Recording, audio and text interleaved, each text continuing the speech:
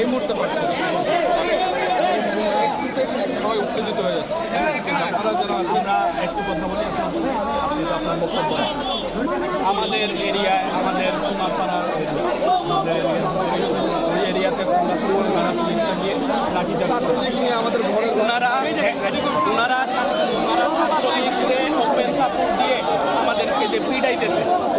আপনারাও পড়ালেখা করে আসছেন, আমিও পড়ালেখা করতেছি। আমি ইন্টারন্যাশনাল স্টুডেন্ট। আমি ইউএসএতে পড়ালেখা করতেছি ফুল ফান্ডেড স্কলারশিপ নিয়ে। আমি দেশে আসছি, আসার পরে দেখতেছি দেশের এই অবস্থা। আমরা কি এই জন্য পড়ালেখা করি? আমরা তো পড়ালেখা করি আপনার মতো ড্রেস করার জন্য, করতে পারি না, এইটা আমাদের আফসোস। আমরা এই জন্য বিদেশে যাচ্ছি। আমরা সিলেটের লোক বিদেশে যাই কি জন্য? যাতে আমরা এই ড্রেস করতে পারছি নাই, আমরা দেশের জন্য অন্যভাবে কাজ করব। কিন্তু আমাদেরকে কেন গুলি মারা হবে? আচ্ছা ঠিক আছে।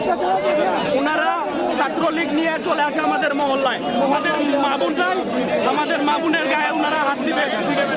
ওনারা অ্যাম্বুলেন্স করে আমার চোখের সামনে 15 জন মানুষ এইখান থেকে নিয়ে গেছে। আমার বাসার সামনে একজন মানুষ পড়ে গেছে। ওনারা এইটা কি বিবেক ওনাদের? আপনাদের উপর আপনারা আমাদের আস্থার শেষ ভরসা, সেনাবাহিনী আমাদের আস্থার শেষ ভরসা। ওনাদেরকে বলেন ওনারা চলে যাইতে, আমাদের এরিয়াতে কোনো কিছু হবে না। কিন্তু ওনারা যদি রাত্রে আবার ফিরত আসে, আমরা ইটের জবাব পাটকেল দিয়ে দেব। ওনারা যদি আসে, ওনারা ইটের জবাব পাটকেল, আমরা চলে যাব, কিন্তু ওনারা যাতে না আসে।